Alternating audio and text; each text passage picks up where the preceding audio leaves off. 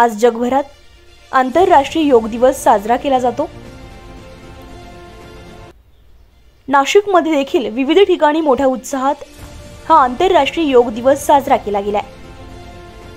या पार्श्वभूमीवर आदिवासी सेवा समिती संचलित केबीएच प्राथमिक विद्यालय, LVH माध्यमिक विद्यालयामध्ये योग दिन उत्साहात साजरा झाल्याचं पाहायला मिळाले।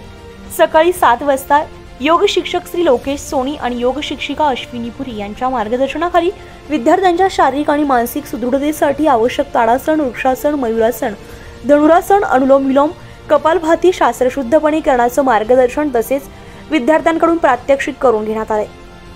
योग साधनेमध्ये विद्यालयातील प्राथमिक आणि माध्यमिक विद्यालयाचे मुख्याध्यापक आणि सर्व शिक्षक, शिक्षिका आणि शिक्षकेतर कर्मचारी यांनी प्रत्यक्ष सहभाग घेतला। या प्रसंगी माध्यमिक विद्यालयाचे मुख्याध्यापक श्री मगर सर यांनी आपल्या जीवनातील योग साधनेचं महत्त्व विद्यार्थ्यांना पटवून दिले। तसेच योग दिनाबरोबर या शाळेमध्ये विविध उपक्रम साजरे होत असल्याबाबतची माहिती दिली आहे। यावेळी शाळेमध्ये विद्यार्थ्यांसोबत शिक्षकांनी मोठ्या प्रमाणात प्रात्यक्षिकाचा अनुभव घेतलाय। या कार्यक्रमाचं सूत्रसंचालन श्री शिल्लक सर यांनी केले आणि माजी मुख्याध्यापक श्री ठोके सर यांनी आभार प्रदर्शन करून कार्यक्रमाची सांगता केली आहे।